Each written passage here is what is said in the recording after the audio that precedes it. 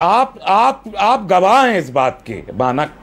जिस अंदाज से बीजेपी के प्रवक्ता टेलीविजन पे बात करते हैं हमारे साथ, क्या आपने नहीं देखा है?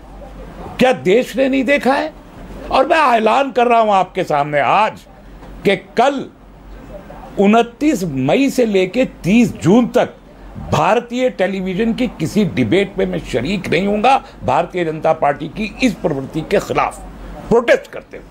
जिस तरीके से गालियां देते हैं इनके प्रवक्ता, हमारे दीन को, हमारे धर्म को बेइज्जती करते हैं, हमारे नबी की बेइज्जती की जाती है। पर आप रात में क्यों रोते हैं रहमानी साहब? आप की जाती है। कोई नहीं, ये वाकई चिंता की बात है। मैं तो कह रहा हूं, मैं तो बहुत दुखी हूं अगर आप रात को सोते नहीं और आप रात को तकिए पर सिर रखकर रोते हैं रहमानी साहब।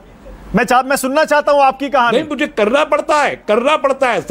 सारे दिन की जो भी दिनचर्या है, जो शेड्यूल है, वो रात में जब याद आता है तो लगता है वाकई मौलाना मदनी के अब कि क्या इस मुल्क में अजनबी हो गए। लेकिन एक बात बता दें, हम वो लोग हैं जो यहाँ पर 1000 साल से मौजूद है और इस देश की तरक्की, इसकी आज़ादी के लिए खून बहाने वाली की तारीख हमारी है। हम भले ही रातों को रोएं, लेकिन अगर दिन के इस मुल्क के दस्तूर पे आँच आई, इस मुल्क की अखंडता पे आँच आई, तो ये आंसू बहाने वाले लोग खून बहाने में देश को बचाने के लिए एक सेकंड की देर नहीं लगाएंगे। राकेश सिन्हा भाग के कहीं मुखबरी करने वालों के ग्रोह में खड़े हो सकते हैं, लेकिन तस्लीम रहमानी खून बहाने वालों के सफ में सबसे आगे दिखाई। नहीं, एक सेकंड, खून बहाना किस कॉन्टेक्स्ट में? मैं समझा नहीं।